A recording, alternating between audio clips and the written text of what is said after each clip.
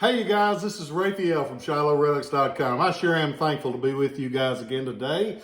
And speaking of thankful, I want to say thank you to each one of you that's taken time to watch these videos. A lot of you guys share them every time. Some of you do sometimes.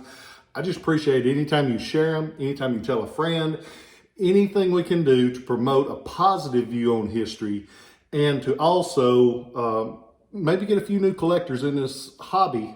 It's a wonderful thing. Plus, I appreciate the extra sales when you do it because you guys have made this year that has been so crazy in so many ways. It's been a wonderful year business-wise, and it's all because of you guys. And I'm thankful. I'm thankful for each one of you.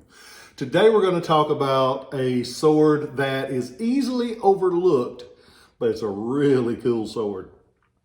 In the turn of the century, the 1700s going into the early 1800s, there were a lot of militia style swords that were used by local and state militias. There were federal swords, and there were a lot of different makers. Most of the ones that you encounter from that time frame do not have a maker mark. So when you see one, it's a good thing. And when you see one like this, it's a really good thing. This is the sword that is known to collectors as a pillow pommel, just like you sleep on. It's a pillow pommel. And they call it that because if you watch the other videos, you know that a pommel is the piece on the end of the grip, right here, that holds the whole sword together. And the one on this one is designed like this and referred to as a pillow, just because it's like three pillows stepped on top of each other. This one, it still has some of the original gold gilding, which most of the time is missing. They were very popular. They weren't as popular as the eagle head because they weren't as flashy. Those eagle pommels, like we've got some on the sword site right now, they were more popular just because they were flashy. These are tougher to find.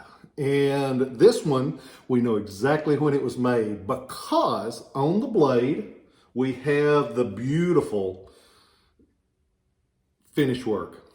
It's got the blue and the gold, the fire blue is what they call it, and the gold wash. And that makes all of that detail work step out. Look at this eagle. Eagle, e pluribus unum. And that is the national motto for you guys that have missed some of the earlier videos. That means of many, one. Means we're a bunch of us, but when we're together, we're one. We're the coolest thing going. Problems and all is the best place in the world. No place I'd rather be in the world. We've got that. We've got the panoplies of arms like this, but we have a maker mark, and it's a cool maker mark. In Philadelphia, Pennsylvania, there was this cat named William Bolton. And he made some really cool quality. He made eagle heads, he made these, and he made them in that late 1700s, early 1800s. With this mark, it says Bolton and Company warranted. And the warranted means that it's basically a quality mark. It's warranted to cut, I think it's cut iron, if I remember correctly. But it's just saying, hey, we make a good piece. So it's Bolton and Company warranted.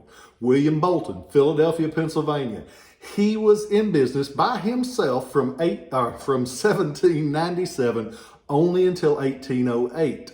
1808, he becomes partners under Bolton and Horn, and they were in business from 1808 until 1813.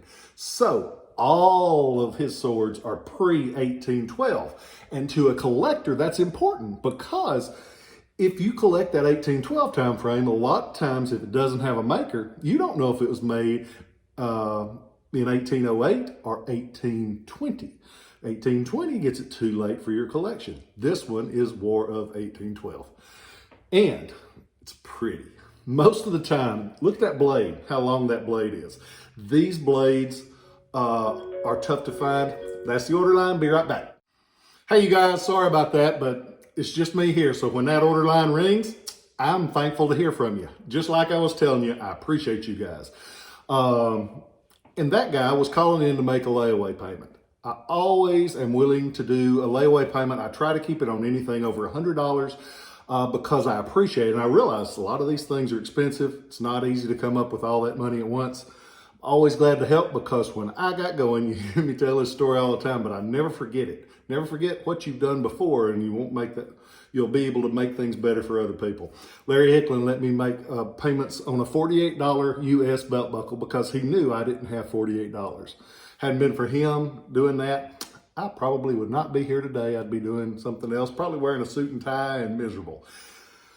Thankful for you guys. Back to this sword. William Bolton made this sword, 1797 to 1808, Philadelphia, Pennsylvania. Full-length blade, pretty blade. Got the guard. The guard is made of brass. It has the single branch, but it has the 5 balls on the guard like this. Known to collectors as a 5-ball guard. A little more dressy than the standard just single branch. A lot more popular with collectors. Pillow pommel, 5-ball guard, pretty blue and gold blade, maker marked. And if that ain't enough, bam, we got the scabbard. Most of the time, you can imagine a sword that long, that's a lot of leather to have to keep up with. This one has the full leather.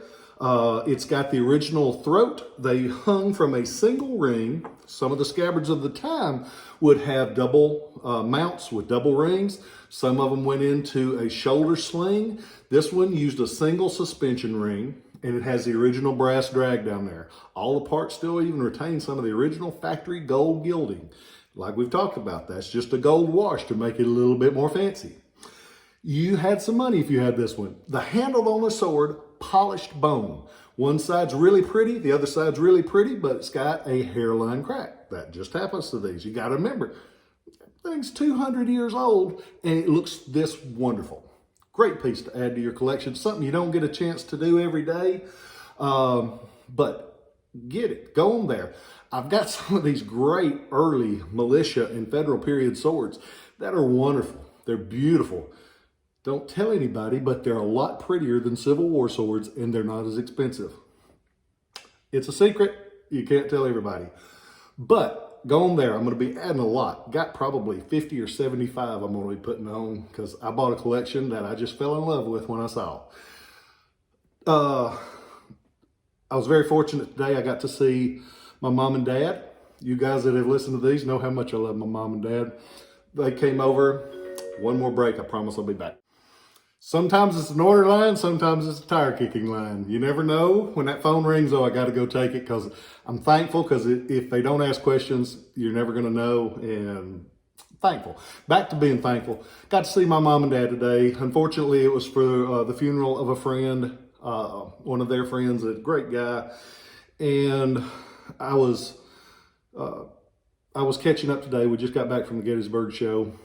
But I heard a song this morning, and I got to think about all the losses that we've had. We've had way too many of them. We lost Jerry Jeff Walker, and you guys that know that I like music. And Jerry Jeff has a song, and it says, every drop of water shapes the stone. And it's true. And he mentions in that song that tears of sadness and tears of joy, they come out the same way. And that every time we do, that drop of water changes the stone, us being a stone. So I hope that Jerry Jeff is having a good day. Hope he's resting easy. But we've all lost somebody here lately. A lot of people have passed from COVID. One of my high school basketball coaches, Coach Freeman, passed. Great guy. He passed from complications from COVID. So it is real. It hits us all differently. But just take a second and appreciate those people that are around you that you care about, because you never know. I was talking with my mom and dad today, and I just love seeing them. It makes my soul feel better. So take a second, appreciate it, because the tears of happiness and tears of sorrow come out the same way. But don't forget to have a few of them for the good times. We all cry when we're sad, whether you let people see it or not. Sometimes it's inside, sometimes it's outside. Don't be afraid to cry for joy, because hell, there's a lot to be thankful for. A lot of good things out there. When you look out there, see some of them good things. If it's bad, don't mess with it. A friend of mine used to say, the more you stir it, the more it stinks. And there's a lot of stinking things out there. But remember to enjoy the good things. Tell people you love them, because if the last words you ever hear out of my mouth are, I love you, I'm all right with that. Catch you guys next time.